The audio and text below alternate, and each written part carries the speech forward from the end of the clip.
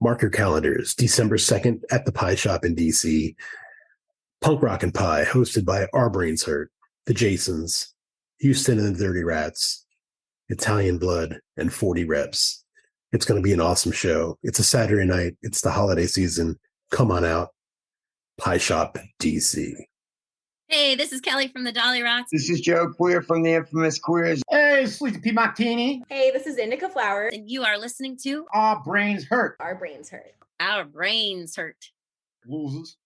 Well, they needed a jingle for their stupid little show, so they called up the Jasons and we said, fuck no. Then they called us again and they gave us $20 and we wrote them a song that said, your podcast sucks. Then they gave us more money and they asked us really nice and we finally gave in and we said, all right, I'll write you a song, but it's gonna be a clone of a Screeching Weasel song that we heard a while ago. So we wrote them a jingle and it sounded really rad. It was the best little jingle that the podcast ever had, but the file got corrupted and the email didn't work. Now they're stuck without a jingle singing Our Brains Hurt. Our brains hurt, our brains hurt, our brains hurt. Our brains hurt, our brains hurt, our brains hurt. Our brains hurt, our brains hurt, our brains hurt. Our brains hurt, our brains hurt, our brains hurt. In a very non-copyright infringing sort of way. This podcast is sponsored by PunkBox. If you're looking for an awesome gift idea, the holidays are right around the corner. Don't wait till November or December. Then you're getting gifts that aren't coming in time and you're sending out IOUs under the Christmas tree instead of presents. Go to punkboxrocks.com right now. Sign up for the monthly subscription service. Also, look, if you're a band and you don't have a label, or if you're a label and you don't have a distributor, contact PunkBox. You could donate your music to them and they will get it out there. They will send it out in their monthly boxes. And people will hear your music. It's way better than just sitting on your shelves collecting dust. So check out punkboxrocks.com. That's punkboxrocks.com. See what they're all about. Sign up. They're awesome people. Do it. This episode is also brought to you by Merch Slut. If you're looking for an awesome gift idea and you don't want to go the subscription route, head over to merchslut.com. She has awesome t-shirts that she gets right from the band or the label. These are not cheap knockoffs. She also has an awesome array of other cool gift ideas on her website. All sorts of cool shit. Pop Funko dolls, notebooks, personalized cards, all sorts of cool shit. Merchslut.com. If you want to help out the podcast, go to ourbrainshurt.com. There's a place you can sign up for a $5 a month donation. Helps us, pay the bills. Anyway, that's the biz. Now, let's get to the show. Got the UFOs. I got the Dunkin' Pumpkin. Oh, yeah. I bought the last 3 6-packs they had of this. I'm Nice. not getting any more. I was like, fuck it. I'm just buying them. These are so good. Like, Yeah, that's a good beer. well, if you didn't have any this year, I haven't yet. they changed it Oh, really? and it's better now. Yeah. Nice. This is still fantastic. Yeah, that is a really good one. But this is like, I would drink this all the time. It's like that good. Nice. I actually went to, when did I go to the liquor store last? Last Saturday, I think. And I was craving pumpkin beer, of course, because I'm breathing. And so I go to this liquor store I don't normally go to, but it was on the way home from where I was. And I'm looking for pumpkin beer and I see 6 packs of Mad Elf. And I was like, I'm not going to do it. I'm not going to do it yet. It was everywhere today. I know. I was like, I can't. I looked away. I grabbed a couple 6 packs of pumpkin beer and I ran out of there. I was like, I can't. I feel like you are manifesting the Mad Elf like hysteria, because it's just been getting bigger and bigger since you've been talking about it. I never saw it before you started talking about. I'm telling you, every year it's just like Ron buys it everywhere, so people just keep stocking it. Trogs needs to pay us. Yeah, 100%. Yeah, Trogs, you're missing out. We've definitely brought them some business. Like, there's no doubt. All joking aside, like, we have to have. Like, Mad Elf has gone crazy around this area. It was never crazy like this before. Never. I went into Wegmans today, and it was nothing but giant mountains of fucking 6-packs of Mad Elf and cases everywhere. Same thing with Total Wine. They even had it in cans. Yeah. Tell Yeah, you, man. Trokes, you owe us. Yeah. Just throw us each 10 cases. Yeah, we'll be fine. We'll keep. We single-handedly have improved your sales, and I know this to be true. I know it. Yeah. This is fact. 100% fact. So we're talking to Kevin Effer tonight. Back on the show from he was like one of our within the first couple months, I think, a few months. Yeah, yeah, maybe maybe six, maybe the first six. Yeah. First year for sure. First half of the first year. Yeah, I think it was like the first spring. But he's in the room, so I'm gonna let him in. Okay, cool. How's it going? Good. How are you? Going. Yeah. Cheers. What are you drinking? I'm currently drinking I don't know, some sort of Colorado Avery Brewing. Nice. Oh, nice. Where are you right now? I am in my backyard in beautiful Montrose, which is in beautiful Los Angeles. Okay. Even people from Los Angeles don't know where Montrose is, so it's fun. Where about in LA is it? It's like 15 minutes north of downtown LA. Okay. And yeah, like Dodger games, 15-20 minutes to get there, and it's great. Nice. Half hour to the beach, half hour to the mountains. 15 minutes to Dodger Stadium. Is it in the valley or is it near the valley? No, it's kind of like in the taint. Like Okay. it's not really Yeah. the valley. And then there's like a whole other San Gabriel Valley on the other side. And it's not really a Okay. San Gabriel Valley either. Gotcha. Technically, I guess it's called the Crescenta Valley, Okay. but it's just like a small little portion of that. Like, yeah, the regular valley is way like 20 minutes west of here. Cool. Yeah. Northwest? West? Yeah. West. Yeah. Dude, since you brought up the Dodgers, let's just get this out of the way early. Who brought up I brought up Dodger Stadium. Damn it. Well, Like, no. who brought up the Dodgers? I didn't bring up the Dodgers. But no, it's not so much a specific Dodger question as it is an MLB question. What do you think of the new playoff format? It sucks. Yes. Yes. This is what Ron and I have been saying. It's brutal. Correct. It sucks. It's not baseball. The play-in game was great. It was like a game 7 to start the playoffs. Why didn't they just keep it like that? So they should have the wild card game. Yeah, instead of the series. They should have the wild card game on the Monday after the season ends, Yeah. and then the division series to start Tuesday.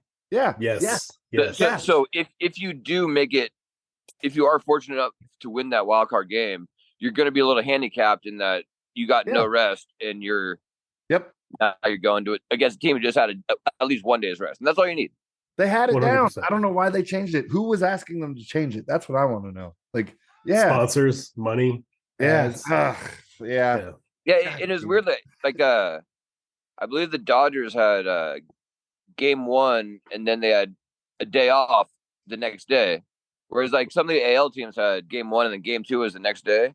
Like at least do that. So like you're giving the wild card team a day off in between playoffs, and then one game, and then you're giving them another day off. Like, you know, you're not really you're benefiting the wild card team. Oh, totally. And then the two best teams, like handcuff the Braves and the Orioles, have like a week. They had 6 days. off. They had 6 days. All the teams they got to buy had 6 days off. That's fucking ridiculous in baseball. That's for the first You time can't since do that. February. They had, because of spring trading. They 6 months of regular season games, and then all of a sudden you get a week off and you're out of baseball speed. Yep. Yeah, that's like it. I think outside of the All-Star break, I think it's like a 3-day break. But like outside of that, like I think there's like only 8 scheduled days off during the season, give or take, for each team. And like to like give them 5 days, right? Like at the end. And like the teams know it, and like they tried doing like those simulated game things, but that shit doesn't, It's not the same. Yeah. You can't replicate game speed. You can't. But I mean, regardless, like Mookie continues to not hit in the fucking playoffs. So like as a Dodger fan, like I can't really like Mookie just doesn't show up in the playoffs. Like it's just, and none of the other Dodgers do either. And I think we mistakenly got rid of Corey Seager because like Corey Seager could hit fucking whatever the fuck. Oh, Corey Seager killed it this year. He's just a hit machine. He's a baseball player. Yeah. I think you guys probably mistakenly got rid of Trey Turner too. No, because if we kept Seager, then we would never have gotten Turner. I mean, that's true. That's true. But if you're going to get rid of Seager to get Turner, you keep Turner, right? Yeah, keep one of them. Yeah. If you're not going to keep Seager for whatever reason, he gets injured a lot, fine. Keep Turner at least. But then Turner also notoriously doesn't hit in the playoffs. But he didn't do bad for he was the one guy who actually hit for the Dodgers last year in the playoffs, I believe. Yeah, But and notoriously he's not a good playoff guy either. he did okay for us. I think there was, but he also had a couple series where he just shit the bed. Yeah, and like people talked about like Dodger pitching, like Kershaw blowing it up or whatever. Like it doesn't matter. Like Kershaw could have pitched a fucking complete game, gave up 1 run, and we'd still lose. Like what does it matter? You know, who fucking cares? Like hey, but you got the World Series though. You did get the World Series. Yeah, but everyone gives a shit because it was the fucking shortened season. Whatever, you still got it. It's like, man, COVID took that from us. We couldn't even get a normal World Series. But both the Lakers and the Dodgers, that was like the year we won it. Like, oh yeah, shortened season, cool, bro. Yeah, cool shit. Since we haven't had a chance to talk baseball in a while too, this is old news at this point. But what is your opinion on the Dodgers not re-signing Justin Turner?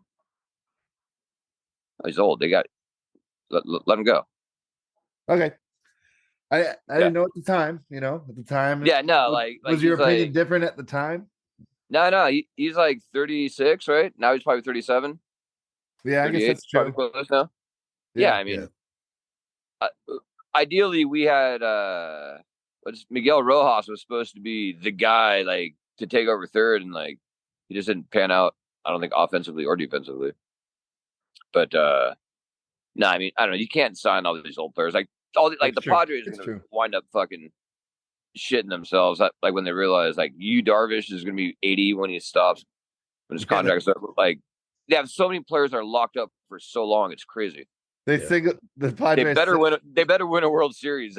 Otherwise, they're just like can't cover themselves for nothing.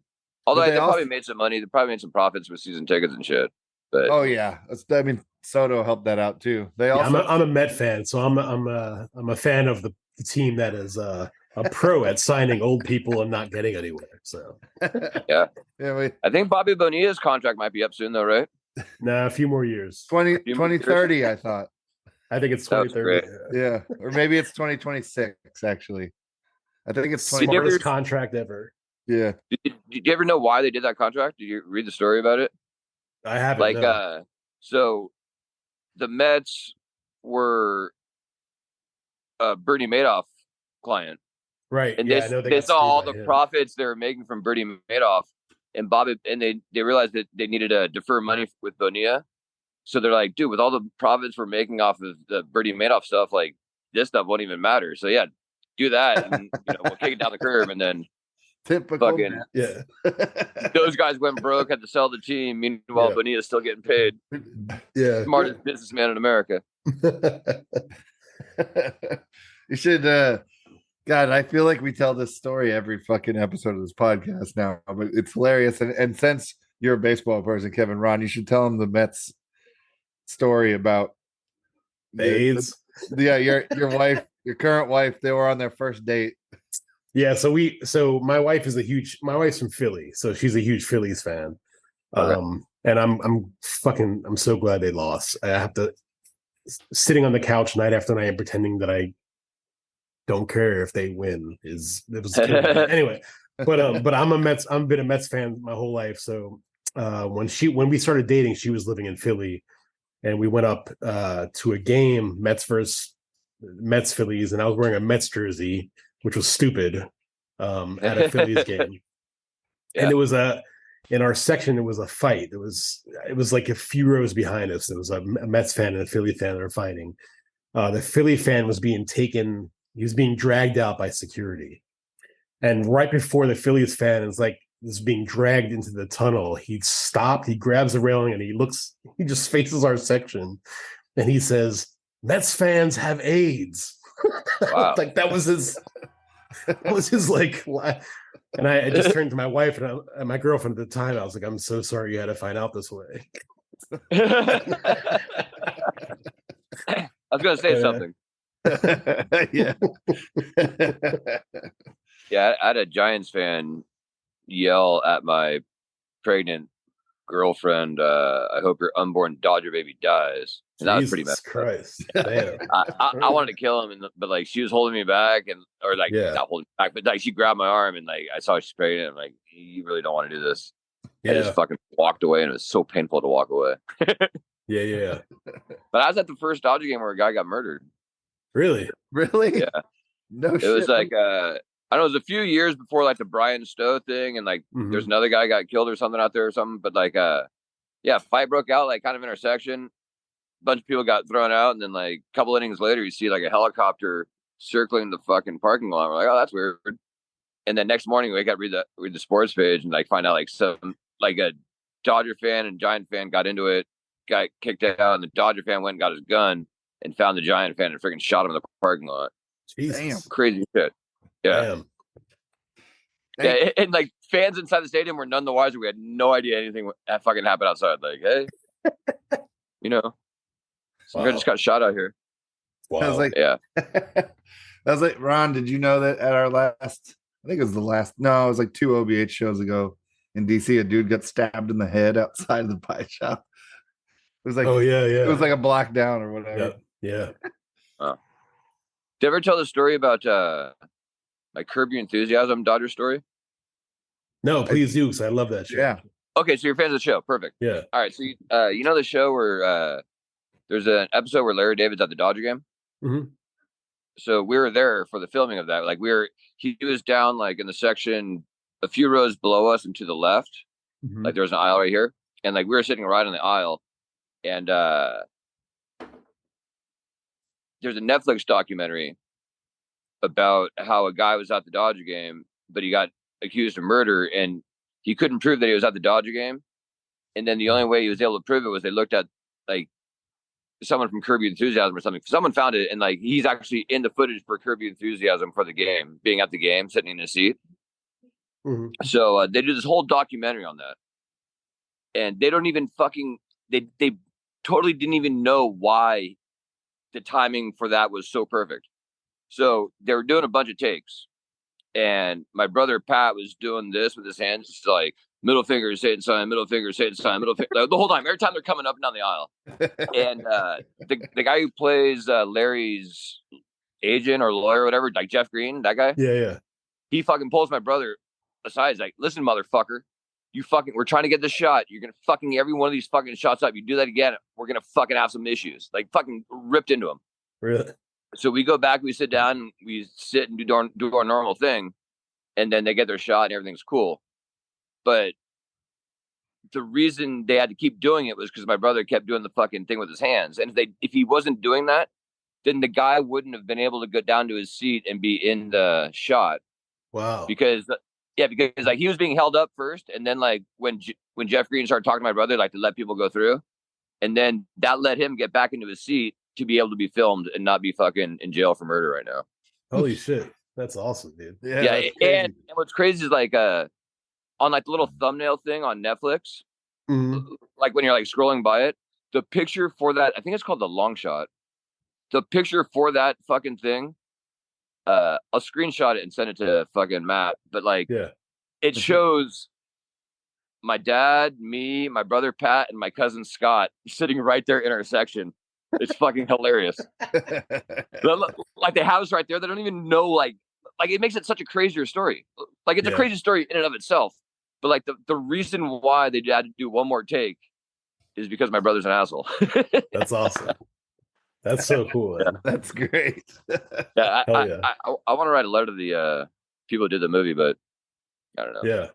But I don't know. I feel like that makes it like a way better story. Like, holy shit! Like, if this guy wasn't an asshole, like you wouldn't have gotten to your seat for that shot. They would have already gotten the shot, and they'd have no way to prove it. It's crazy. Yeah, that is crazy. That's awesome. Middle fingers and devil horns, saving lives. Hell yeah. Saving the lives of the innocent, of the wrongly accused. So what have you been up to lately? Musically? Fine Dining released, that album came out today. It's finally on the what do you call it? The streaming services? Yeah. Streaming sites. I luckily got, you never know. Like they say like, yeah, it could take this amount of time or that amount of time for it to actually show up. And like, I don't know. I hope it gets there by the date that we did it. But yeah, it worked out. So it came out today. Somebody sent me a screenshot of the Punk Rock Museum shared like a little picture of like punk rock albums out today, and like I think I had like 6 albums or 8 albums or something, but like Fine Dining was one of them. I'm like, whoa, Oh, nice. that's pretty. That was awesome. Hell yeah. I have to depend on people to send me screenshots of stuff, so it's always fun seeing that stuff. Go, oh shit, where is this? What is this on? What platform is this? Yeah. But yeah. Yes, we got that. We got a video. We just produced a video last week, maybe a couple weeks ago, for Vacant Parts off of the Fine Dining album. Cool. Oh fuck yeah. That's like the big song off the album. It's like I don't know, it feels like it's 8 minutes, but I think it's like 3 minutes or something. But for me, like a 3-minute or 4-minute song is like Stairway to Heaven. Oh yeah. Like Yeah. Emmer tries to stick within like a minute and a half if possible or less. It's the best way. I'm telling you. I'm a short song fan myself. Yeah. It's I mean, great. if the song's great, you're gonna dig it. You're gonna want more, and you're gonna listen to it again. If the song sucks, don't worry, it's almost over. Yeah. That's right. Punk rock, man. Punk rock was made to fucking play quick like that. You know. Yeah. That's not to say that I don't love my longer songs in some instances, but that's how it was meant. It is. Yeah, but like within that short song, like you can't. Like Fine Dining has some stuff where kind of like elaborates some stuff. There's like some guitar solo stuff and like some breakdown, like longer breakdown, longer intro stuff, and like I think there's an intro on the Fine Dining album for the song Remorse Code where I think the intro itself is almost as long as most Fine or Emmer Effer songs. Gotcha. So and that intro, since you guys are baseball fans, Remorse Code, if you listen to it, the whole intro is fucking Rob Manfred talking about how he didn't really need to fucking punish the Astros and how just finding out was good enough. And it's like we just had that whole speech going over the whole intro. And then the song's about how the Astros fucking cheated. Awesome. Yeah. Fucking Astros.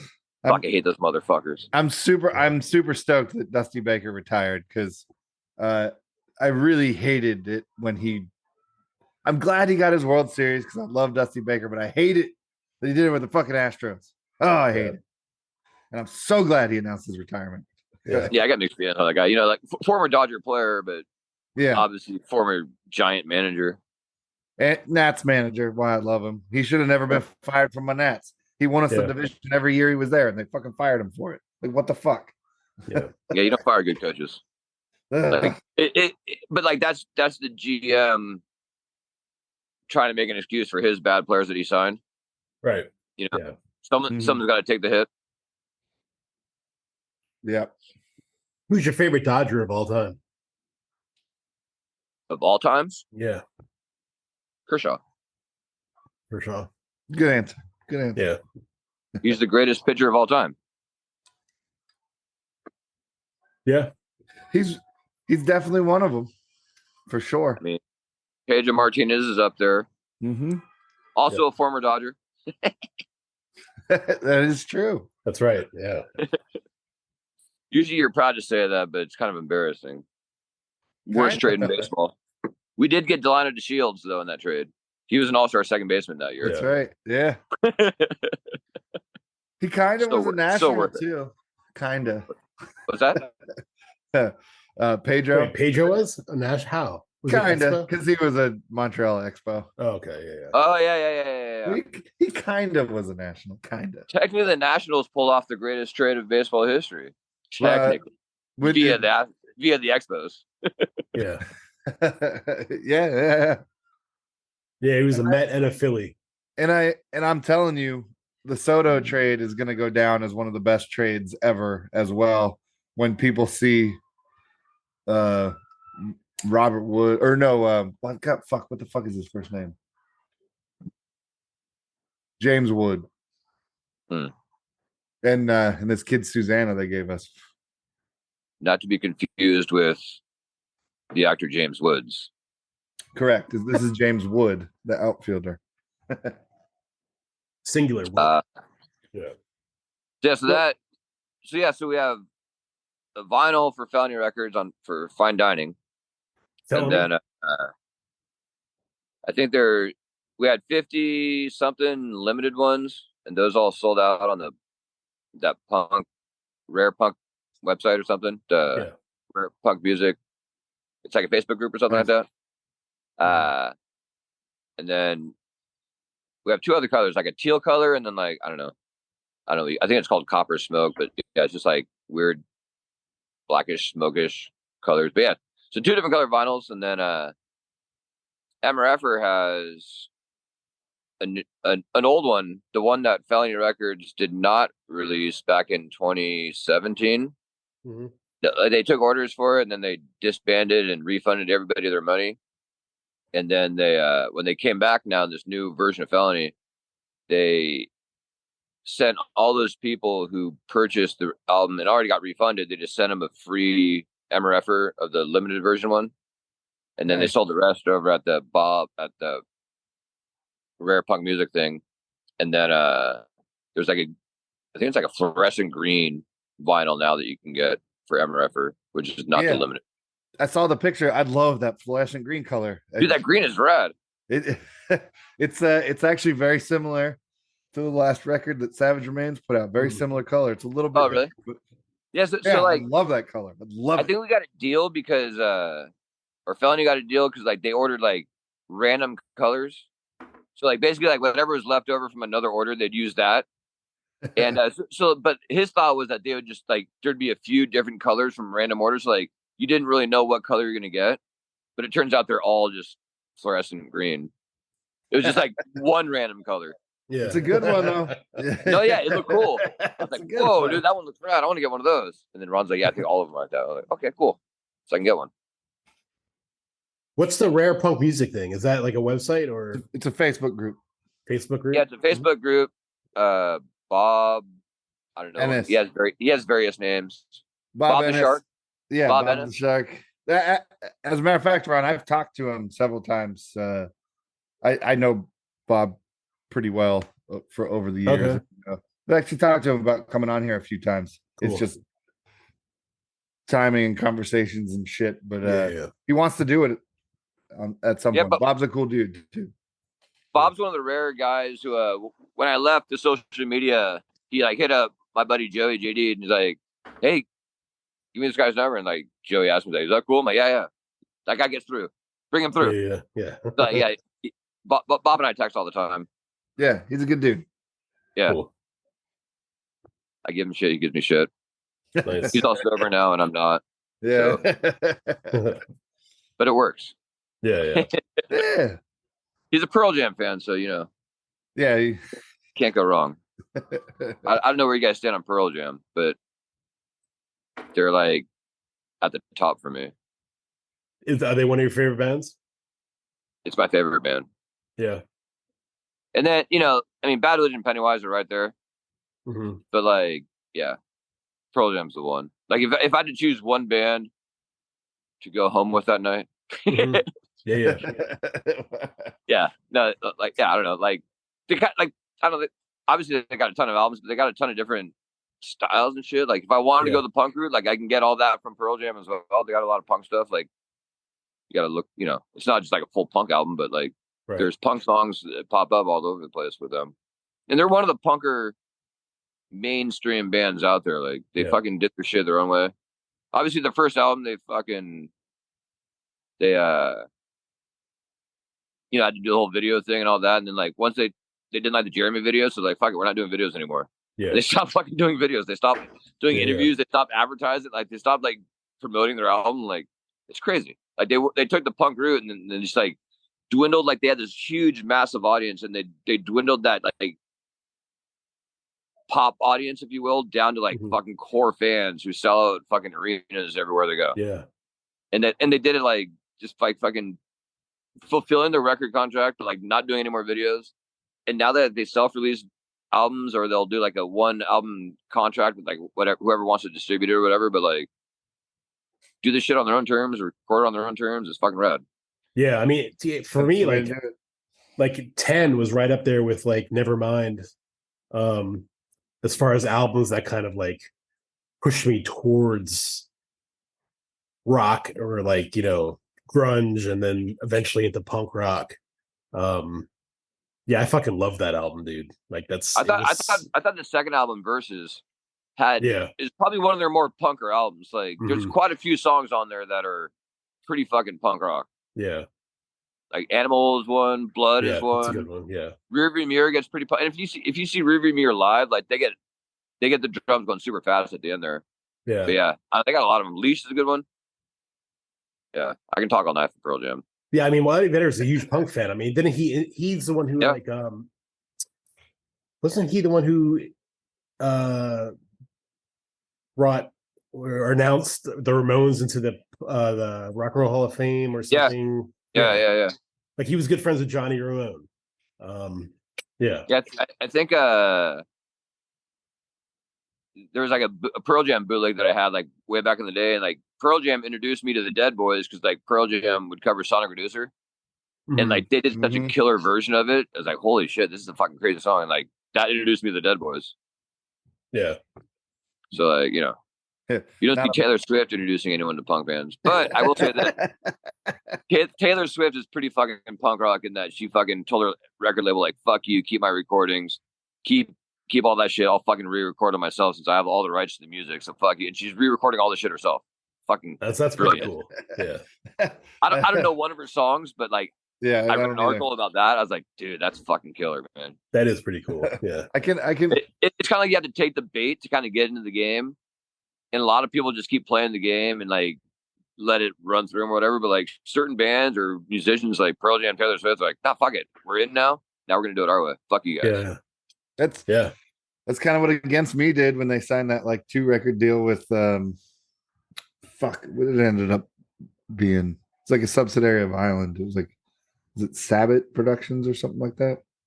I was gonna say Sabbath? Island, but That what the fuck was it? It's like a subsidiary of Island. I can't remember what it was, but yeah, they did 2 records and then Def Jam was it Island Def Jam? Did Against Me sign with Def Jam? yeah, it was essentially yes, pretty it was funny. a subsidiary of them. Yeah. No, but like if they actually like signed like to Def Jam proper.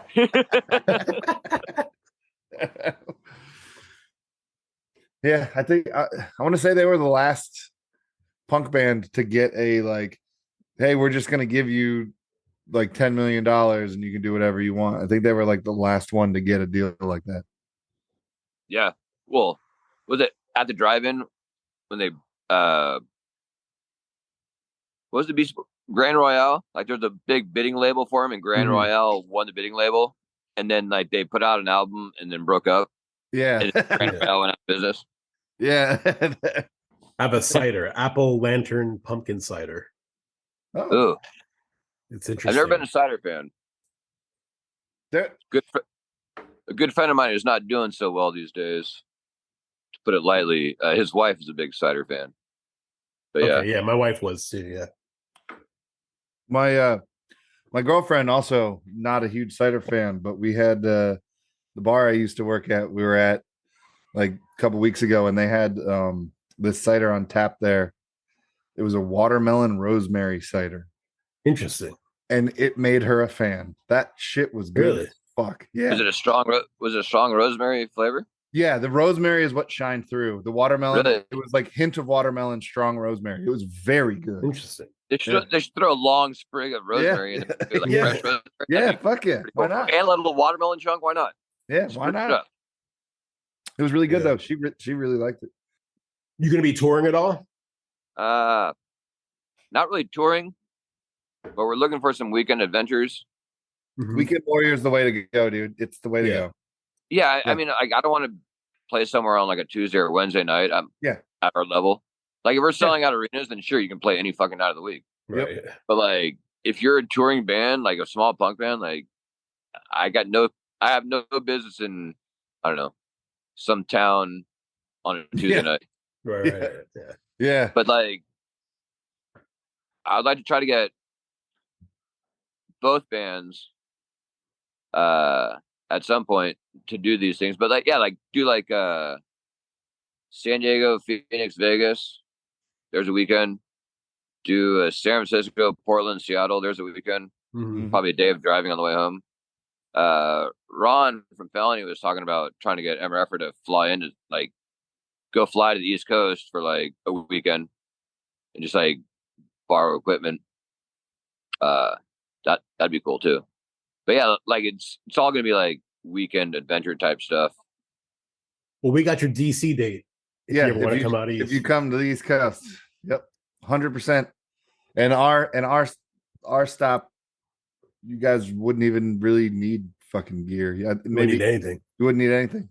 Yeah, They're yeah, fucking like Full back Yeah. line. the house heads in the back line are like, JCM 900s. oh nice. Yeah, Yeah, I and- like the 900 better than the 800 because like you read about like everyone used the 800, but like everybody who used the 800 put a tube screamer in front of it, and so to get that tone. So then they made the JCM 900, I believe. I could be wrong, but like the JCM 900 was essentially their way of saying, all right, here's that extra gain that the tube screamer was giving them in front of the amp, and it's just all in one now. And you can get JCM 900s for way cheaper than 800s too. It's insane. Like Mhm. 800s just go for stupid money. and it's crazy. And you still need a tube screamer to put in front of it to get that sound that you want. Yeah, it's crazy. I don't understand. I don't understand that at all. The 900s they're probably better. Yeah, Yeah, it's the same thing, but with more gain, which is what everybody wants. yeah. So why Yeah. the fuck wouldn't that be more? But yeah, people are stupid. I've never messed with the 2000 one though.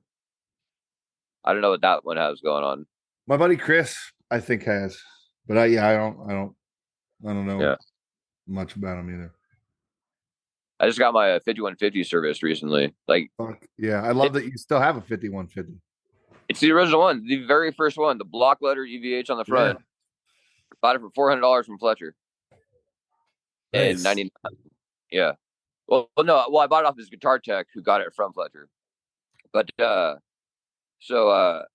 took it in, like it was super noisy, like getting radio frequencies from all over the place, and the guy cleaned everything out. I was like, it's still pretty noisy, but that's like, it's bread and butter is kind of being noisy. That's what it does.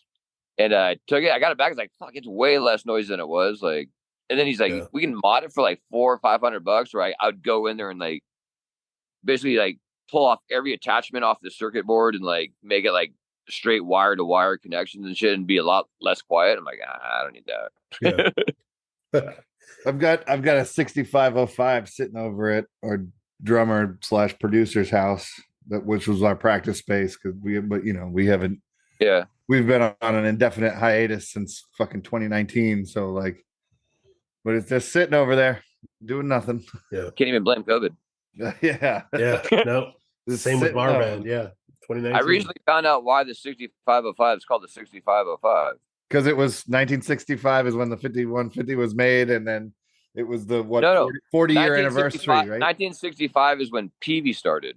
Oh, when PV started. Oh, yeah. Yeah. The 40 year anniversary, 65 to 05. Yeah. Yeah. I was like, whoa. Huh. Yeah. Because I was like 5150, I got it from Van Halen, but like, how did that interpolate into 6505? Like, what the fuck are they doing? Did they just like pick random numbers? That was 40th anniversary. Yeah. And they just stuck with it. The fun things you can find on the internet. Yeah. Fletcher is one of like my two remaining elusive guests that I would love to have on this podcast. Yes. Fletcher. Oh, Fletcher. Yeah. Fletcher and Cinder from Tilt. I would love to have those two. Those are we've had Fat Mike, Bill Stevenson, but those two are like, they won't answer my calls. That's your Fletcher's an interesting guy. Yeah, he would be great to talk to. Yeah, I feel like he'd be a great podcast guest. But like, I don't know, like that dude's guitar skills is like, not that he's like a Van Halen shredder, but like his punk rock skills on like how like everyone will do like like that's a normal thing, but Fletcher will go he adds like these little fucking chords in between like the main note he's gonna do, little jump chords almost, and like it's so good. And like you watch him play, he's just got this giant fucking paw. It looks like he's just like it's so big. His hands are so fucking huge. And his guitars he has bigger guitar. Like his guitar is not a normal size guitar.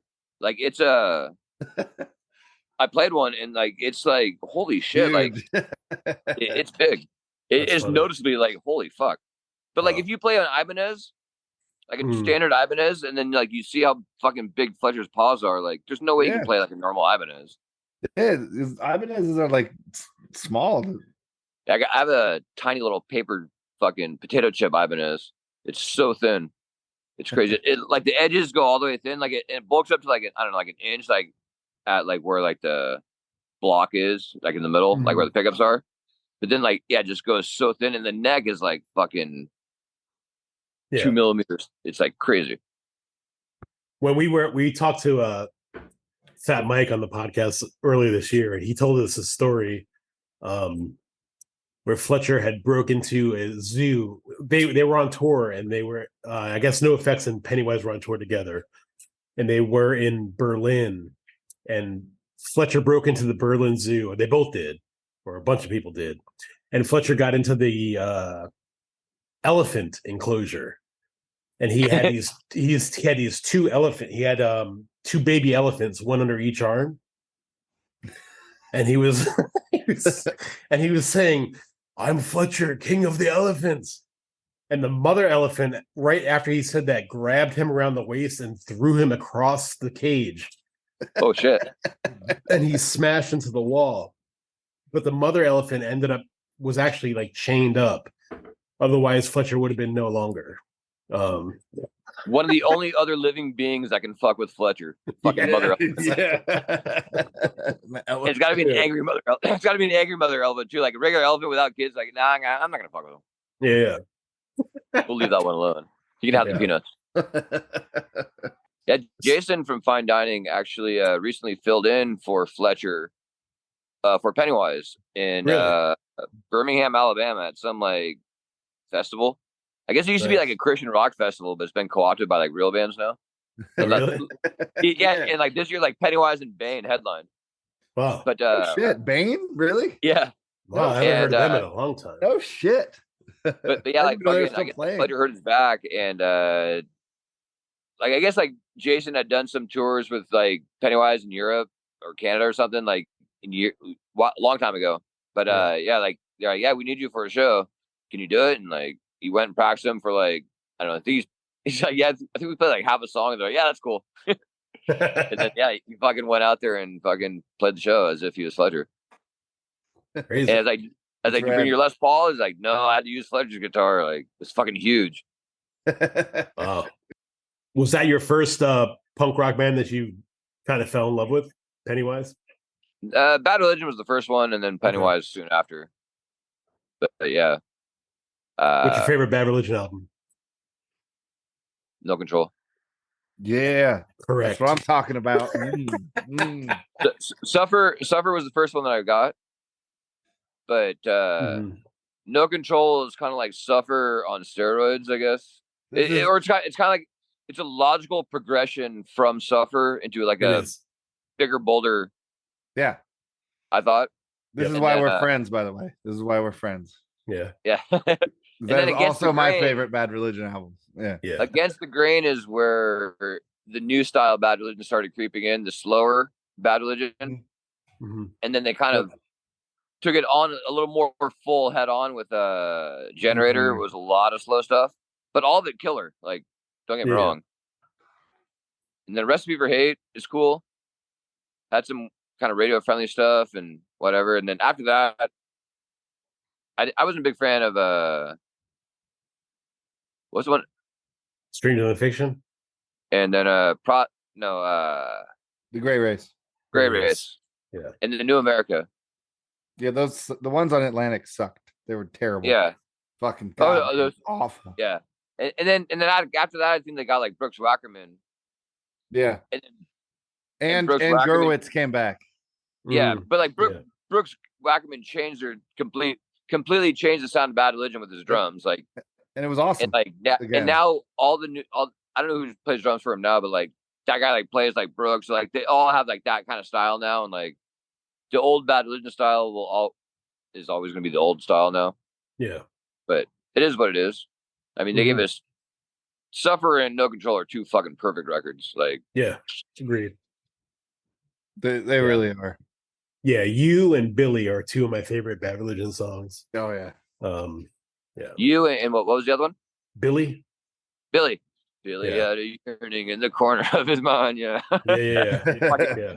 Great song. great fucking that whole album. That's an understated song. Like yeah, nobody ever brings up Billy. Yeah. I also love that song a lot. Yeah, bro. lyrically, it's so good. So good. Yeah. That was always the fun thing with Bad Religion. Like before I would look to see who wrote the lyrics, like try to guess, is this a Gurwitz song or is this a Mhm. Graffin song? And then there's some Gurwitz songs that really surprised me. I was like, what? No fucking Yeah. way. Yep. I totally thought Yeah. I was for sure that was a Graffin song. Nope. It's Yeah. a Yeah. Graffin song. Yeah. Using big words and everything. Come on. Yeah. Wait, you're like when the moment you realize when Brett Gurewitz might use bigger words than Greg Graffin does. Yeah, Yeah, like yeah. shit. He knows English too. Crazy. Yeah. Yeah, I don't know. Like Bad Religion, like fucking, like the leads for Bad Religion are just like simple and cool. And I feel like Yeah. Pennywise leads are similar to those ones. Like they don't Mhm. do a whole bunch of shit, but they just do what the song kind of needs. Yeah. Like without like fucking too much guitar masturbation going on. Yeah. Yeah. What's your favorite Pennywise record? Pennywise record, the blue one, the first one. Self-titled? Yeah, It Well, is. I guess. Is it in the first self-title? Are there two self-titles now? No. There Homesick Emmer. is nope. Just the first one. Self-titled. Okay. Well, sort of. I mean the first official full-length self-titled Yeah. one. That's a great Yeah, the record. first- That introduced me to them. And Love then the it. first time I saw him was on the Unknown Road tour, and that was So like good. my brother took us to this fucking. It was like this club in Orange County, but like it wasn't like a full-time club. Like they just like rented out a space for the weekend or something. Like made a club, I don't know, some shit like that. But like it had like 250 people, and like Sublime was the direct support for Pennywise, and then Yeah. Sublime didn't show up, so Mm. Pennywise just set up, and like the stage was so small, like it was like a foot high, no security, and like not very deep either. So like the singer had like a few feet in front of the drummer for stage room, Mhm. you know, and so then right before Pennywise was about to start playing, fucking Sublime shows up all wasted, and so they come in and set it up, and the drummer for Sublime just set his drums up in front of the drummer for Pennywise's drums. This And is like- with Bradley. Sublime Yeah. with Bradley. Okay. Yeah, and this is back in like '93, Okay. and so Bradley was on the left, his dog was on the fucking ground in front of his amp. The drummer was in the middle of the stage where the singer would be, and then the bass player was on the other side of him, and they fucking killed it. They were they were super wasted, but once they started playing, it was like, damn, fucking awesome. That was Yeah. my first punk show, and then yeah, like fucking Pennywise came on and it was fucking killer. I was on stage for Brohim. Like it was way easier back. It's already easy to get on stage for Brohim, but like back then it was obviously easier. So I stand in front of the bass player's amp, and his bass goes out, and he's looking around, and I'm looking around, just like minding my own business. Also, he looks over at his amp, looks over at me. And I look over at his amp, and I look down at my foot and see that I unplugged his bass. I'm like, motherfucker. He comes back, he gives me a look and fucking plugs his bass back in, and like, but yeah. That was still Jason Massey Thirst, right? Yeah. Back then? Yeah. Yeah. Crazy. So what couple fine dining songs would you want us to play during this at some point tonight? Vacant Parts. Vacant Parts is big. Like that's the big. Like it's got all the parts. It's got breakdowns. It's got. I think it was like Easter morning or something. I don't know. Like one of the holiday mornings where I start off my morning with a bunch of mimosas, and I was sitting there. I was playing. Good morning. I was just like tooling around on our piano, and I came up with this little riff thing, and I just saved it as like, all right, I want that to be the bass line of a song. And then it became the bass line of Vacant Parts. And then when we went to the studio, I was like, hey, I still have the piano recording of like when I wrote the fucking bass line on it. Like, I think it might be a cool little intro. So I sent it to Paul Miner, the guy who recorded us. And he like extrapolated the audio from the video or whatever. And yeah, it worked out. It's a little Pennywise-ish, I'll admit. A little Unknown Road Pennywise-ish with the piano, but I just thought it was cool because like that little fucking drunken piano bullshit that I was doing on my own, just messing around, like turned into the bass line of the song that turned into a pretty good song in my opinion.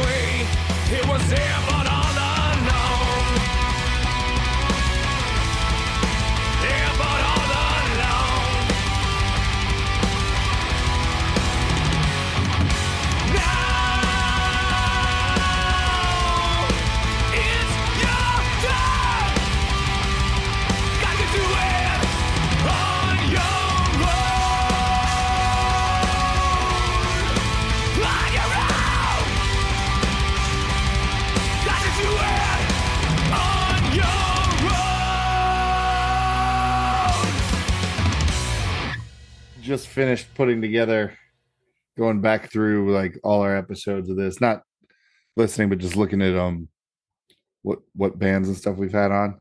I have an official like Our Brains Hurt playlist now of like all the bands of from all the shows we've put on and all the guests we've had on and all the bands they're linked to. But I had you just said "Surviving." That was one of the songs I put on there by you guys. Oh yeah, that may have been one of the songs you played last time, huh? Yeah, maybe. I think so. I don't know if that was out because I think It may have, yeah. No, it actually probably wasn't. No, because I think last time I was on here, I was talking about both bands are going to be recording soon. yeah, it was really early on in our. Yeah, Yeah. it was like early 2021. I think when we had you on. Have you guys had a lot of repeat offenders? Yeah. We definitely have a lot of repeat guests. A lot of people coming back on. I'm not the only one dumb enough to come back for the abuse. Hell no. Who's that? I probably. I don't know. What do you think, Ron? It's probably like the Jasons who've been on here the most of any band. Probably. Those are the guys. Those are the Virginia dudes, right? Like West Virginia. Savage bands of them played all the time, right? Yeah, we used to tour together. I mean, they're all fucking huge now. But like, yeah, those were our buddies, man. We used to do like fake rivalries and all sorts of fun shit when we would tour. It was a blast. They're doing well now. Mm-hmm. Outstanding. They are doing outstanding. Yeah. Really nice. Yeah. Like so much so their bassist 3D, like he basically is in the Jasons and does artwork for a living. He has his own like comic company called I think Cretan Face Productions, I think is what it's called, or Cretan Face something. But like comic book. Like just artwork. He does art. Artwork for bands. He does do comic book artwork for people who've hired him and shit like that. But yeah, he just runs that company and is in the Jasons. Like they do well enough that he can do that, which is fucking rad. Yeah, that's cool. That's awesome. Yeah. I'm super stoked for those dudes. Are you working on any other bands or anything? Or I did which I think I sent you. I did a single with my buddy Chris, who is now in American television. But he did this product called Strider Sound that we're still gonna do songs with. Yeah. And him and I and Ron and a couple other people may end up doing this thing called Bad Riddance. One of the dudes from Much the Same and one of his buddies. Do you know who John Feliciano is? No. He was in Much the Same. I think he played on one of the Hit the Switch albums too. But we were thinking about doing this thing called Bad Riddance, which is like, the cover stuff that you guys did that was kind of like Mikey and his Uke and stuff. Oh yeah. Well, so that's Chris's thing. I've done a few of the songs with him, but yeah, like that's Chris's. We were thinking Bad Riddance was supposed to be like that, except we were just going to cover like old 90s punk rock songs. You know what you should do? You should do Bad Riddance, but put Good Riddance lyrics to Bad Religion songs. Good Riddance lyrics to Bad Religion songs, and do those covers. Yeah. Because like everyone's doing covers now, but like nobody's fucking with them too much like that. Like that'd be. That's not a bad idea. The Jasons did that actually with they did that with Ramones and Misfits songs, and they actually recorded it and put out an album called Get Sued in hopes that one day they would get sued so they could put that album on Discogs for a lot of money. And it happened. And they did put it on Discogs for a lot of money. And that record goes for like almost $400 a record now. Wow. Yeah. Jerry Only actually sent them a cease and desist. and get this, it was for the Misfits skull, a shit that they stole. Yeah. Right? Wasn't even for the music. But you got to figure like Misfits and Ramones, they have the same time and signature type of shit. Like they could easily fucking bounce from one to the other. Yeah. No, that's actually a great fucking idea. Bad Religion and Good Riddance. That is a solid idea. I made it. Yeah. Yeah, we'll have to get on that. Sure. Saying, I'm an ideas guy.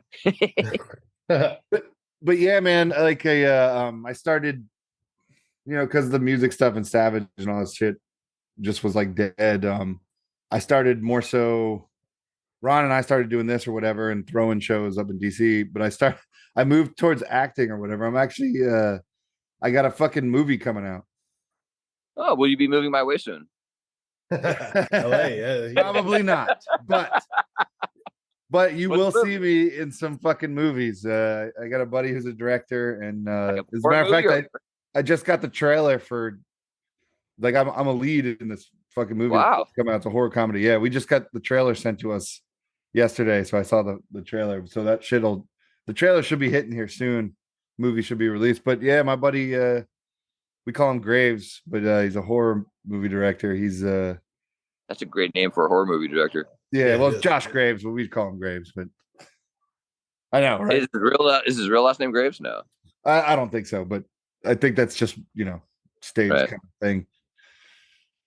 But yeah, we'll see. We'll see where this goes because his first full length movie is like circling the globe in a lot of film festivals right now and doing really, really well. Hasn't gotten any bad reviews, and I'm one of the leads in his second full length movie. So we'll see So where it goes. what you're saying is there'll come a day when you're no longer going to answer my text. Yeah, never. Oh, I get not one day ever. So the day that my text goes unanswered, like, oh, I guess he lives like right near me now, motherfucker. You He's will never fucking me. catch me living in LA. I may visit. I may, if it ever gets to that, I would work there. But Yeah. you will never catch me living in LA. Like the Bad Religion song, Land of Competition says, it's That's not, right. it's not an easy place here. The other We're gonna try to get out there next fall. I'll be here. Yeah, my brother lives out there. My brother lives in the valley in Woodland Hills. Okay. Yeah. Yeah, he wrote for that show Nashville. Yeah. What? Yep, and he's my there was brother. my brother he's a writer, so he wrote for it was a show called Nashville about like country music. He wrote for that, but he's also It was on a major network. yeah, and I talked to Fat Mike, and he's going to write an episode of Fat Mike's book, the book that NoFX put out, Hepatitis Bathtub. I don't know if you ever heard of it. Yeah. But Yeah. yeah. That was back when I still did interviews. So yeah, I did interviews with a couple of guys in the band for that. Oh, cool. Yeah. Yeah. Actually, fucking Eric Melvin spilled the beans on the Fat Mike opera in that interview. Okay. And previously, like I interviewed Stacey D from Back Cop. She's like, yes, I'm working on this secret project with Fat Mike, but I can't really talk about it. So, and that's all she said about it. Yeah. So I knew there's a secret project in the works of some sort. And then Eric Melvin just said the whole fucking thing. And like, I was kind of friends with the press secretary at the time. And like, I text her, I was like, he just told me about the Fat Mike, the not opera, but the musical. Yeah. And she's like, oh yeah, don't put that in the interview, please.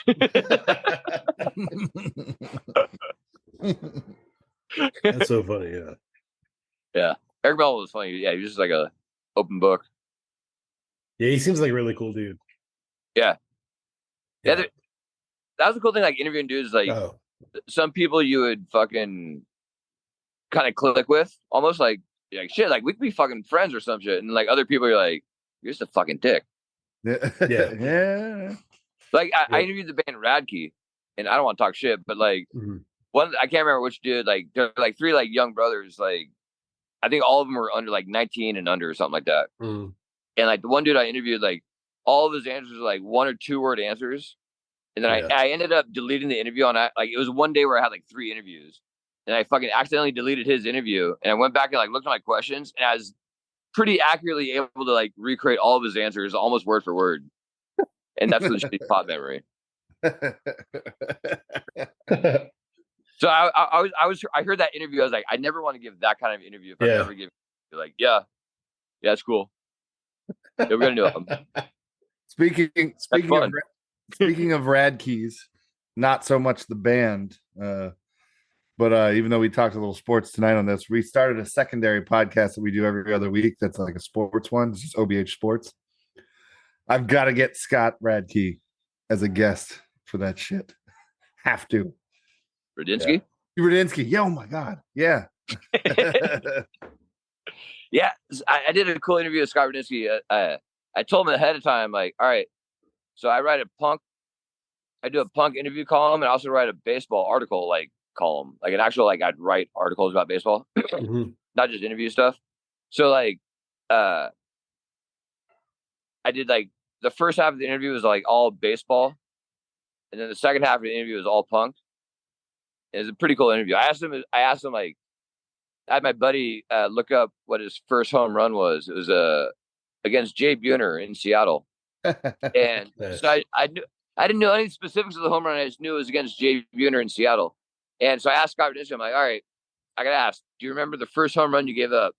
Without even fucking thinking about it, I was like, yeah, and it wasn't even a fucking home run. Fucking Jay Buhner hit it. It didn't even fucking go over. Like they said, it went over the line, but it didn't go over that fucking line. That's fucking bullshit. Like he instantly knew like this, like it happened like earlier that day. That's It was awesome. fucking cool. Is he still Baseball current- players' memories about games is fucking crazy. Yeah. Is he still currently the Angels pitching coach? No, I think he's fully out of baseball now. Mm. I think that was his last stop. Yeah, I don't- last I I knew, don't that's think- what he was doing. He was the Point. pitching coach for the Angels. Yeah. I was like, this is a while ago at this point, maybe like almost 10 years ago, really. But I had re-gone through all my baseball cards from when I was a kid just to see what I still had and if there was anything that was worth money now that wasn't maybe back then, to put it in like more better places or more protected places. And I ended up finding out that I have like 7 or 8 different versions of Scott Rudinski's rookie card. Oh wow. Because that was a time when he first started pitching that I was still into baseball cards, and I had like a whole bunch of like full sets. I was like, what the fuck? I have so many of this dudes I didn't even know, you know? Yeah. I did that a while ago. I had like a full page of like Dean Palmer rookie cards from the Texas Rangers. He was supposed to be all world, fucking never pan out. Had a bunch of he's a pitcher for the Mariners, Eric Hansen. That guy was supposed to be all world. Yeah, I remember that. Funky nose. He looked like almost like a snork or something. Not a snork, but like some little cartoon character with the Snorks. Snorks were awesome. I love that card. Snorks are fucking badass. Mhm. I'm gonna ask you this. I don't think we asked you these questions the first time we had you on. It may have been 2 of them. It may have been. I don't know. Maybe, but we'll I'd like we'll to see if my re-ask. They're 2 All right. completely different answers. First question is: if you were on death row, what would your final meal be? Well, if I was on death row, I'd put out an album. What's up? Death Row Records. Come on. Are we that far removed from death row that we can't do death row jokes? Nope. All of them. I think Snoop owns death row now. Does he? Yeah. In a weird turn of events. If I was on death row, what would my last meal be? It would be filet mignon, medium rare. Nice. Go ahead and give me the 16 ounce. I'm gonna live a little tonight. Oh yeah. And then a baked potato, lots of butter, and that's it. Nice. Solid choice. Give me a tall double IPA. No, give me a triple IPA. I don't need to wake up in the morning. All right, cool. Yeah, medium rare is my shit too. That's good stuff. Oh, it's got to be. Yeah. Yeah. I hate an overcooked steak. Oh yeah. It's the worst sin in the world. It's like motherfucker, man. Well, not the worst. There's a lot of bad sins, but you know what I'm saying. It's the one of worst the sin in the culinary world. How's that? Yes. Yeah, you were right. You were right. It is one of the worst. With all the atrocities in the world going on. Yes. Through the it's centuries. up there with them. Yeah, but like with you, just above. I'm not going to say what it's above, and just below. I'm not going to say what it's just below. Right. But it ranks up there. All right. Second question is: so, if you were going to have your ashes eternalized in an album of your choice, which one would you pick? It has to be an album that exists. Because I always figured I'd do it into one of my own albums. Yeah, you could do that. But it'd be pretty funny if people thought that that's what they're getting, but they really got like the first Britney Spears album. Maybe in order to spread it out, just do 7 inches of "Hit Me Baby One More Time" with like a B-side of like Emmer, Effer, or Fine Dining. Nice. Ooh, no, actually, you know what I do?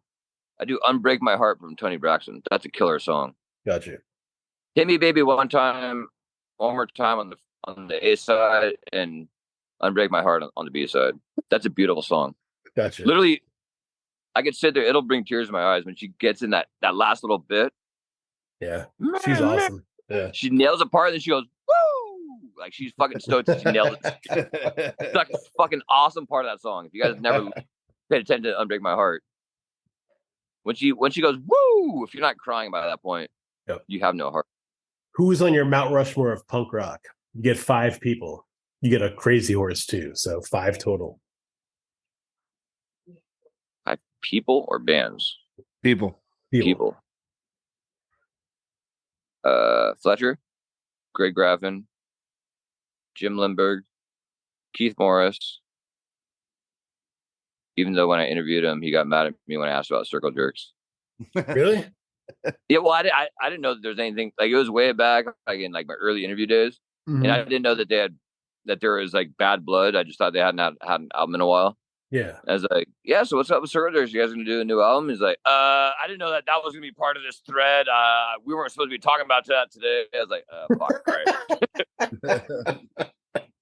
right. So Keith Morris, that's 4. You gotta go Brad Gurwitz. Gotcha.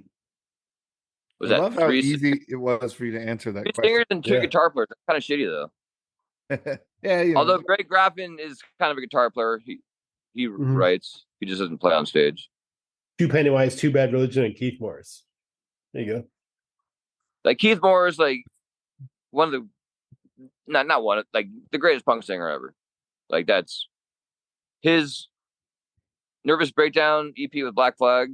Fucking phenomenal. Nothing Black Flag ever fucking came close to Nervous Breakdown. Nothing touched it. Nothing. And I hate when fucking people like fucking got all over fucking Henry Rollins and shit. Like, no, dude. Like when I interviewed Rollins, it was all email interview, but like I said him, like before I sent the questions, like I just wanted to just know, like, I feel like your time in Black Flag was the worst era of Black Flag. But I think that I credit that to Greg Ginn and his songwriting, not necessarily to you. But at the same time, it was Keith Morris's voice was way better than Henry Rollins' voice ever was. Yeah. But yeah. Henry Rollins doesn't even have a voice. Like he's good at his spoken word stuff, but like I don't know, like the spoken word stuff, like just feels like he's talking at me or talking down to me, like I'm better than you, and like I don't know, like I already have these thoughts. Why aren't you thinking these thoughts? Listen to my thoughts, and like I don't know. I'm not a big fan of spoken word shit to begin with. Yeah. Although Jello's badass. I just mean voice by him talking, because like his his voice in Black Flag, his voice in Rollins Band. I mean, it never really held up. He lost it a lot. Yeah. It's Henry Rollins actually quote when I interviewed him that I used for an Emmer Effer line and like a song lyric. I was asking about Greg Ginn and like the lawsuits and all that stuff. And he's like, to his credit, like his check cashed, like it cashed, like, but yeah, like I can't remember, like he said a bunch of stuff, and he's like, the line it took was like, he sailed the seas of consequence. And I was like, dude, that's a fucking killer fucking line. So yeah, I used that for a line of the song. Sailed the seas of consequence. Fuck. That's heavy. Cool. That's awesome. I guess like that, those are the kind of lines you can write, like if you're into the spoken word shit, like, Hell yeah. Yeah. I need some shit to say where like I don't need music behind me, but like this word is gonna fucking go, whoa. I do still love the album Damaged. I do, but you are not wrong that Keith Morris, he was Black Flag. I mean that's what made them Bradfoot, I don't know if you guys ever saw this photo, but there's a photo of Black Flag playing at this local park called Polywalk Park in Manhattan Beach, like way back in the day. But like Keith Morris was singing still. This was like super early in their days. And these 2 dudes are like fighting on the floor in front of the mic. And those 2 dudes fighting are fucking Chavo and Des Cadena, who are the next 2 fucking singers of Black Flag. That's crazy. That's fucking awesome. That is awesome. Yeah, Fine Dining play with Des Cadena had some band that he was playing with, and like we opened a show for them last year. It's pretty cool. Awesome. was like, whoa, dude, there's fucking Descadena. Hell yeah. Also played with the Misfits for years. Yeah. Yeah. Misfit Cool. singer. Yeah. That was weird, right? Like we put on the makeup and everything. It's like, I don't know. That was Yeah. just weird. No, it was weird. Wait, he was a singer. He sang for the Misfits. He was a guitarist. Oh, is that what it was? Okay. Was he guitarist? Well, he sang a little bit. I mean, But he wasn't the singer. Singer. no, well, because he definitely was a guitarist for all the Jerry years, you know. Oh, the Jerry only. Yeah. So Gotcha. like, I mean, he did. God, he was in and out, but he was in the Misfits for quite a while. Yeah. But I he remember I definitely saw did sing.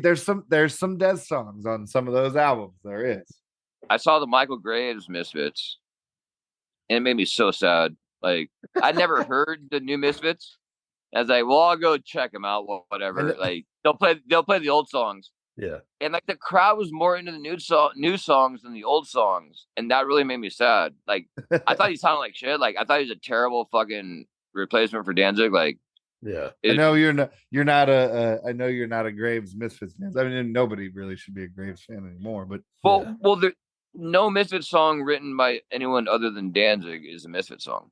Yeah. Like yeah, none of those other people wrote fucking songs for the original Misfits.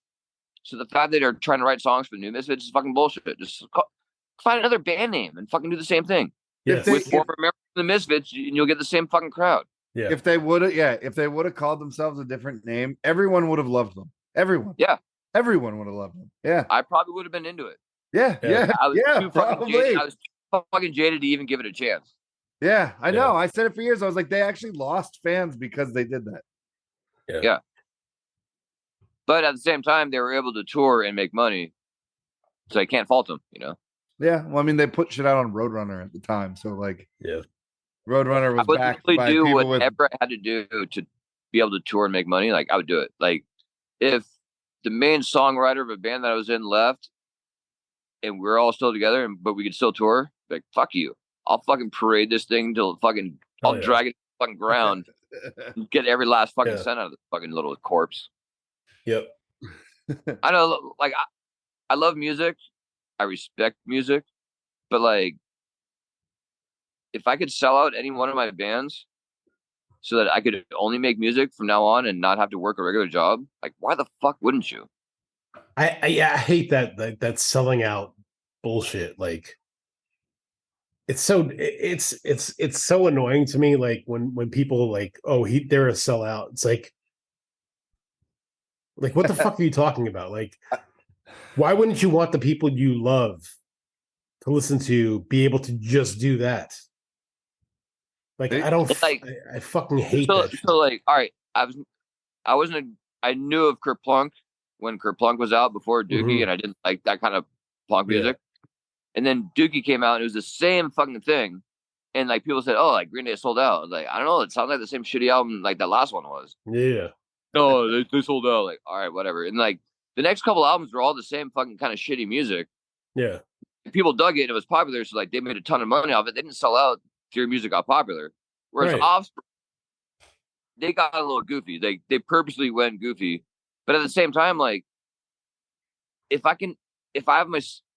let's say Fine Dining gets big or Emmer gets big, and like we have this style of music, and then this record label's like, hey, write a goofy song, and like you guys will make a bunch of money. I'm like, fuck yeah, let's do it. Well, your core fans will be pissed. I don't give a fuck. Like they still have all those old albums. Like those old albums are still there. Yeah. I'm now making a shitload of money off this other song. Don't like it, that's fine. You don't have to buy it. But like, who gives a fuck? If they don't like me anymore, I don't give a fuck. Like, they're not my friend now. Like, they're not gonna be from, like, right. If you're a fan of the music, you'll like the old stuff forever. If you don't, then you were never a fan of it to begin with. And they're still gonna come out. They're still gonna come out to your shows. Yeah, and a band like Offspring, like when I was writing, I did an article like 25 reasons why Offspring is still punker than you, and I pulled 25 songs off of albums after Ignition, and there's so many fucking rad punk songs on all their goofy albums that are like they're still a punk band, but they also know how to make money. I was watching I think this was yesterday actually, Conan O'Brien interview. He had I don't know how recent the interview was, but it looked pretty recent just by looking at people's ages or judging people's ages in the video, but he had Dave Grohl and Chris Novoselic and Nirvana's producer Steve. It's like recently, right? Like I saw a headline about that. yeah, and their producer, God, what the fuck is it? It's Steve something Albini. Steve Albini. Yeah, thank you. Because Conan asked him a question because they were talking a little bit about some punk rock stuff. Conan asked him a question about people and their punk rock roots and all this stuff, and he said Steve Albini. He was like, yeah, about that. He was like, I have never heard one person in the music industry who's in a band, who plays an instrument, who's a producer, who puts music out, who makes a living off of music. I have, who's very successful in the music industry. I've never heard one person bitch about punk rock roots and people selling out and stuff like that. He was like, all of that bitching and all of that talking comes from people who have never been successful playing music. Yep. He was like, it's all jealousy. That's all it is. It's all people who have never even either played an instrument because they can't or whatever. He's like, that's where in my career and my experience, that's where all of that talk comes from. Yep. And I was like, that's kind of interesting because now that you're saying that, that's pretty much been my experience too. Like if you're a music critic, you should have to put your band out there and say, all right, this is my band. Yeah. Yep. And then we can judge like, oh, okay, so like you actually don't know shit because your band fucking sucks. Or like, oh shit, this guy's band's actually fucking pretty good. I never heard of them, but they're actually pretty good. They're solid. All right, this guy might know what he's talking about. Yeah. But there's are you guys Tool fans? The band Tool? I'm like, I respect all musicians. Yeah, I never got into them, but yeah. All right, Tool so is not exactly my jam, but like they're extremely excellent at everything they do. There's a Tool song you guys need to listen to after we finish this. I used to listen when in my younger years, by the way, a lot when in their early years. I was definitely more of a fan than as I got older. So if you don't know the song, promise me you'll listen to it right after we record this. Okay. But there's a song called Hooker with a Penis by Tool. I think it's on, I don't know how you say it, like the I Nima album or whatever. Nima, yeah, but that's my favorite album of theirs. I know the song you're talking about. But like that song's all about like some dude like in a bar fucking giving Maynard shit for like, you guys sold out. And like Maynard's like, and like I don't know if this conversation ever happened, but like in the song, like Maynard's talking to the dude, is like, you don't even know, like we sold out long before you ever fucking heard us, and you still fucking bought all of our shit, and now you're saying we sold out? Fuck you, you piece of shit. And like, it's like it's so arbitrary. Like, oh well, now they sold out. Well, you don't even know. Like maybe they had already sold out. Like maybe they had already been planning on selling out. Like their whole, like maybe they got into punk rock. That was their sell. Like maybe they used to be a hip hop band, and they got into punk rock to sell out. That was getting popular. So it's just like it's a dumb fucking. Oh, they sold it. Like if their music turns to shit, fine. Their music turned to shit. Like Rise Against, they got a lot slower, but they're still kind of good songs though. Like they're better than other shit on the radio. I'll tell you that. Like, is it the same as Unraveling or fucking 60 RPM or whatever that fucking is? But like, no, it's not as good as that.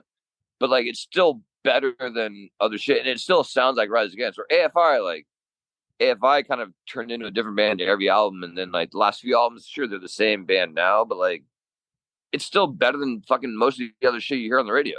Like talk shit all you want, but like fuck, they're playing music, and as you're sitting there on your lunch break talking shit, they're fucking like deciding like which way they want to sonically do the next album.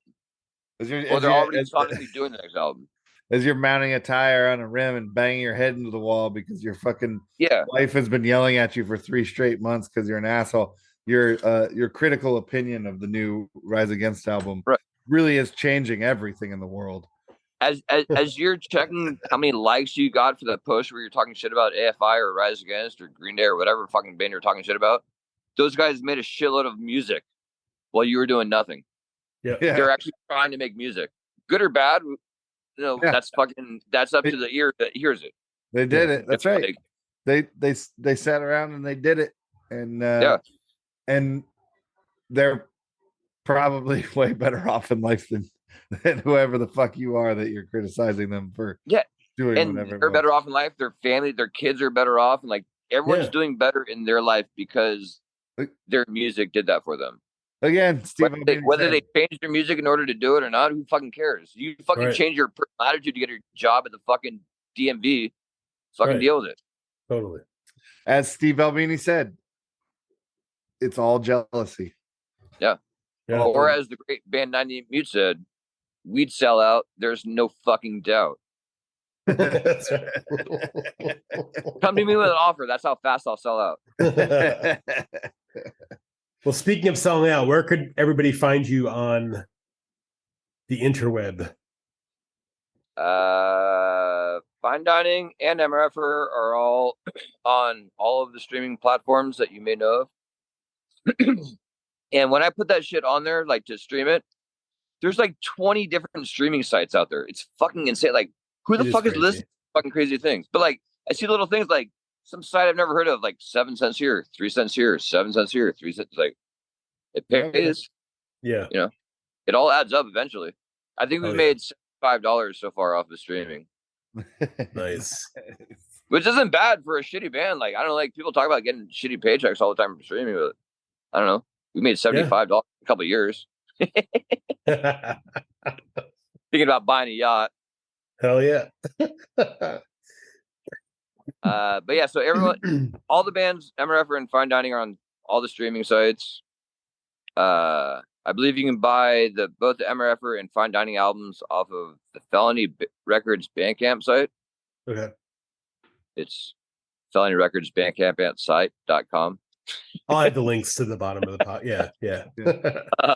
And then we have videos on YouTube. Both bands. Steve Guerrero from Burning Row Studios did the video for Surviving for Fine Dining, and also the new video Vegan Parts for Fine Dining.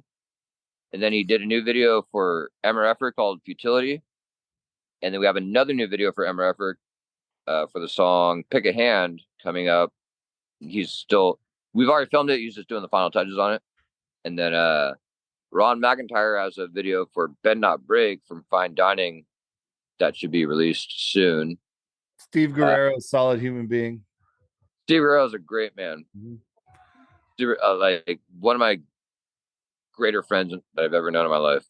He did the last Savage Remains video too. Solid human being. Love Steve. Yeah, he's killer. Like, for the price that he charges, like he gives the fucking quality fucking product, you know, and like he knows the song. Like, he's a fucking punk fan. Yeah. And it's not some guy like, oh, I got a video arts degree or whatever. I can just, whatever you do, bro. I'll just do whatever you want to do. Just tell me what you want to do. Like, he fucking has a vision. Like, he can fucking do shit. And like Emmy award-winning Steve Guerrero. Yeah. Emmy, like several times over. Like, he's won like 7 Emmys, or I think it's more than that, actually, isn't it? More than that. But I've picked my nose or something. Yeah. I've literally picked my nose with one of his Emmys. Yeah. Yes. That's awesome. I spent time with Emmys over at his house. Yeah. Yeah. Or maybe it's 14. He's won a lot of Emmys. Yeah. He's good. No, but like, you see the shit he does, and like every video, like it kind of builds on the one that he did before that. Like, he like gets new ideas, and like you can tell, like he doesn't do like a fucking cookie cutter, like, here's my video thing. Like, let's just put Steve Guerrero's video on whatever. Like, he has like a different vision and a different idea for each song, based on the song, based on the band. Like, like he gets a feel of everything. Like, kind of tries to encompass what he can, you know, graphically into that. So like, it's cool. It's a good friend to have. Yeah, and he is. He's very good at what he does. That's why I say solid human. More than that, like he's like a solid human. Like, he's like a good fucking human being. Like, very good dude. And there's so many fucking weirdos, especially in the punk world. Like, there's a lot of fucking weirdos out there. A lot of people with like fucking weird issues, and I'm not getting down on you for issues, but like, some of us have our issues that affect other things. But like, Steve's a fucking solid dude. He's got a killer family. His wife's awesome. Kids are great, and like, yeah, he is really a genuinely good friend and a good person. Like, like you don't come across people like him very often. Yeah. And like I haven't attained that many good friends in my adult life. You know, like I've got my good, like I have a couple of friends that I've been friends with since 4th grade. Mm-hmm. And then I like Jimmy from Emmer Effer and Adam from Emmer Effer. Like I've known those dudes since high school. And like I keep friends. I don't try not to lose them, but I don't gain them very easily. But like Steve and I just like Ron introduced us and like we just fucking clicked instantly, and it's like one of those dudes like fuck. And like we've gone back and like looked at like big shows we were at. Like we were at a lot. Like he was at the Pennywise Offspring Shrine show in '93 that I was at. That show actually Korn opened. Korn was the opening band. Really? It was like Korn opened, and then Cadillac Tramps, Offspring, that's funny. and like this is like before Offspring Smash came out. Mm-hmm. So it's still part of the Unknown No tour, and yeah, like most people I went to the show with like thought Korn was just the worst fucking band. Like, what the fuck was that first band? Like, how were they there? And I had one friend that I went to high school with, and like he walked away from there, and like as the biggest Korn fan, like he was like throughout the rest of high school, like he was like all like fucking Korn. Like, wow, dude, that's crazy. Like, you're like the one guy out of all of us who like went that way. But yeah, That's funny. Awesome, dude. Well, thank you so much for doing this again. thank you guys for having me. I appreciate it. Like, Yeah. Yeah, anytime, dude. Anytime.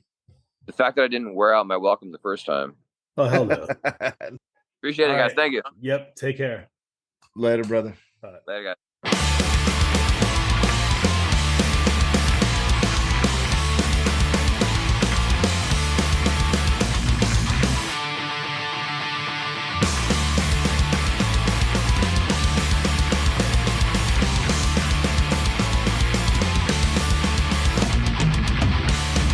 Walked to the end and looked down.